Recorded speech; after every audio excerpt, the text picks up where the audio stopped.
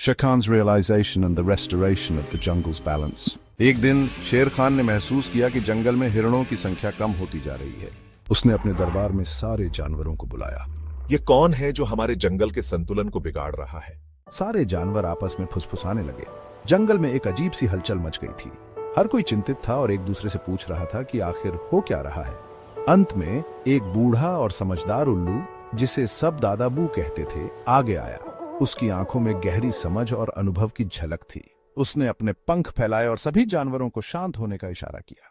महाराज, हिरणों की संख्या इसलिए घट रही है क्योंकि वे जंगल में घास और पत्तियों को जरूरत से ज्यादा खा रहे हैं। उन्होंने जंगल के हर कोने से घास और पत्तियां खा ली हैं। उनके पास अब खाने को कुछ नहीं बचा और वे जंगल छोड़कर जा रहे हैं। अगर यही हाल रहा तो जल्द ही जंगल में हिरणों का नामो निशान मिट जाएगा। हमें कुछ करना होगा ताकि हिरणों को फिर से पर्याप्त भोजन मिल सके और वे वापस आ सकें। यह सुनकर शेर खान चिंतित हो गया। उसने गुस्से से कहा, मुझे पहले क्यों नहीं बताया? मैं कुछ करता। एक छोटी नन्ही सी खरगोश जिसका नाम छुटकी था, डरते हुए आगे आई और बोली, महाराज, आपकी दहाड़ इतनी डरावनी है कि कोई आपकी तरफ आने की हिम्मत ही नहीं करता। हमें लगा आप हमारी बात नहीं सुनेंगे। शेर खान ने छुटकी की बात सुनी और कुछ सोच में पड़ गया।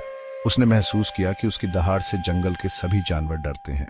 शेर खान ने कहा, मुझे माफ कर दो। मैं नहीं जानता था कि मेरी दहाड़ से तुम सब इतने डरते हो। धीरे धीरे जानवर अपने छिपने के स्थानों से बाहर आने लगे। वे अब थोड़ा सुरक्षित महसूस कर रहे थे।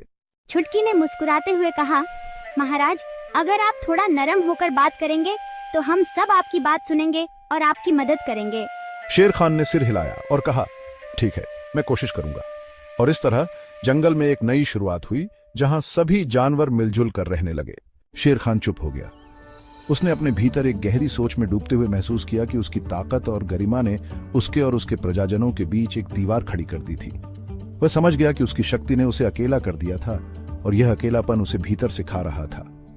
उसे एहसास हुआ कि अगर वह अपने प्रजाजनों के साथ एक सच्चा संबंध बनाना चाहता है तो उसे कुछ बदलना होगा। उसने सोचा कि कैसे वह अपने प्रजाजनों के दिलों में फिर से जगह बना सकता है।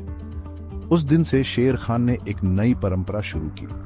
उसने घोषणा की कि हर महीने एक दिन मौन दिवस मनाया जाएगा, जिसमें कोई भी जानवर अपनी परेशानी या सुझाव उसके पास बिना डरे रख सकता है। इस मौन दिवस का उद्देश्य था कि सभी जानवर बिना किसी भय के अपनी बात कह सकें और शेर खान उन्हें ध्यान से सुने। यह दिन जंगल में एक नई शुरुआत का प्रतीक बन गया। धीरे धीरे जानवरों ने शेर खान के इस बदलाव को स्वीकार किया और उसके पास अपनी समस्याएं और सुझाव लाने लगे। शेर खान ने भी अपने प्रजाजनों के साथ एक नया और मजबूत संबंध बनाना शुरू किया। धीरे धीरे जंगल का संतुलन लौट आया। हिरणों को नए चरागाह मिले और बाकी जानवर भी खुशहाल हो गए। अब शेर खान सिर्फ अपनी ताकत के लिए नहीं, बल्कि अपनी समझदारी और दयालुता के लिए भी मशहूर हो गया।